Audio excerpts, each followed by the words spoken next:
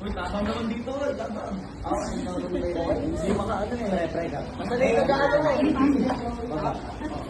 Ang cute naman ng portala niya. Fourth wall vaccine.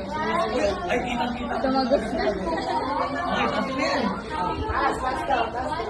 Team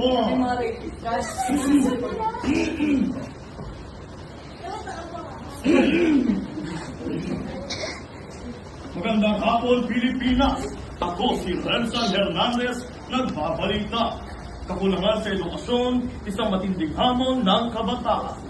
Dahil sa patuloy na pagtaas ng illiteracy rate ng mga kabataan, narito si Juan Gabriel Papa sa Sikat upang mag-interview ng mga kabataan. Kamusta dyan, Juan?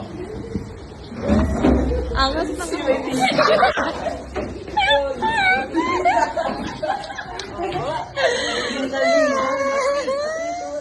Maraming salamat, Renzo. Magandang hapon sa inyo. Angas na natin, no? Pre, angas na natin. Kung paano sila nakaka-apekto sa pagtaas ng illiteracy rate at paano sila nakaka-apektuhan.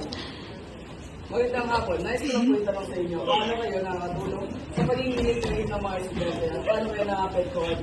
Kinis na ka-disc. Siguro ako po, nakakatulong ako sa mga kaklase kong spirit sa paraan na tinutulungan ko sila i-comprehend yung mga babasahin na hindi ko sila nailangan nila basahin. Ganun. Tinutulungan ko rin sila i-intindi ng mahusay kung paano siya i-pronounce. Ganun po.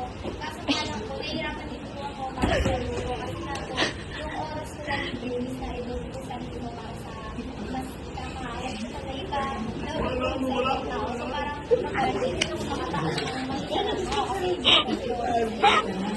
Maraming salamat po. Grabe pala ang epekto ng illiteracy sa ating bansa at mga na estudyante. Maraming salamat sa inyo. Balik sa iyo, Renzo. Hindi. Ang tagal.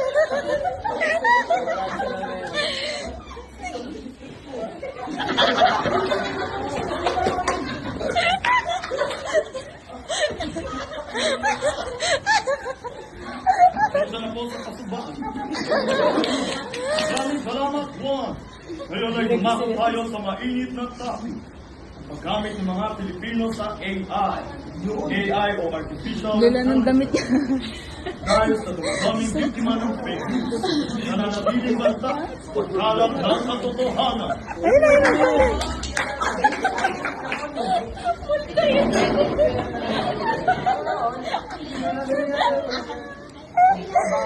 Ay, shit. Ay, naku, ano ito napapanood ko? Totoo kaya ito? Napapanood ko. Pagpapasaan natin ang mga kasalanan natin. Buga ka. Talingan dito na. Tingnan mo to. Ano yan, Tay? Naku, hindi totoo yan. Tingnan mo, blasphemy pala. Aling daliri ni Kristo. Hindi totoo yan. Ay, bahala ka dyan, nak. Tingnan mo, si Michael Jackson na kay Piero, nagpumunwak. Bahala ka, Tay. Hindi totoo yan. Gagawa na lang ako ng assignment ko. Ay, bahala ka sa buhay mo, bata ka. Ayan. Gagawa na lang ng assignment ko. Pakahirap naman talaga naman. Si Ma'am Jerry talaga. Stoy. Makapag-chat-GPT na nga. Ang init, set. ChatGPT. Kung ang Tagalog, kung ang English ng kanta ay sing, bakit di mo kayang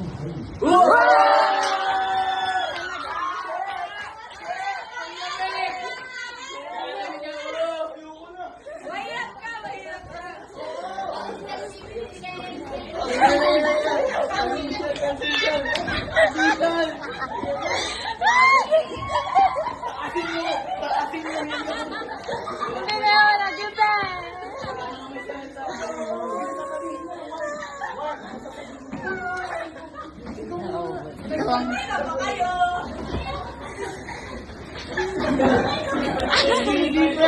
Ay.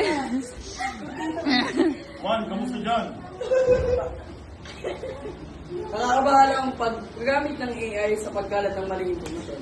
May ilan pa rin naniniwala sa mga kasinungalingang pinapakita nito. Napag-alaman din na may mga estudyante na gumagamit ng AI para sagutan ng kanilang mga gawain. Kaya maging mapanuri sa mga napapanood at gamitin ng AI ng responsable. Bakit? Tuloy na pagtaas ng ulat sa karahasang sexual ang dulot ng malaking pangamba sa publiko. Ngayon ay dumako naman tayo sa balitang batang lalaki ay binahasad di umano ng pinsan niyang lalaki at babae. Daryl, kamusta sa presinto?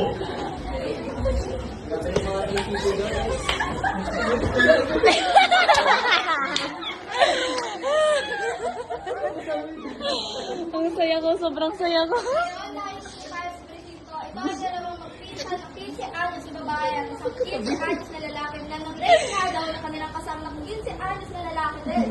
Kaya nais namin malaman kung bakit mo nagawa yun.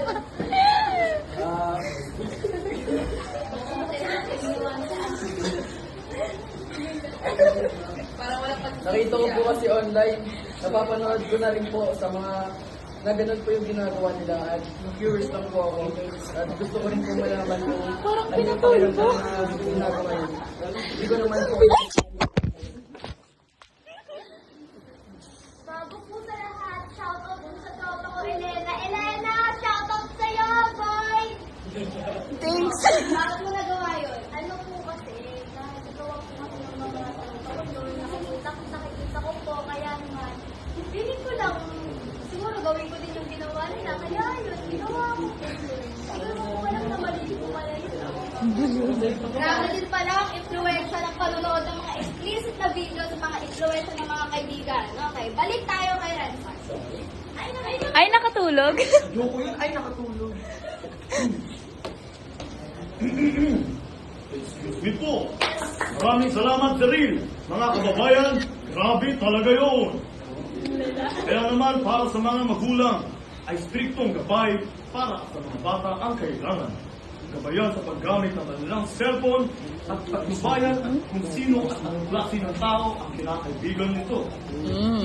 And that was our... Uy, Tagalog! Ay, Tagalog pala. Doon ako nagtatapos ang aming presentasyon. Wow!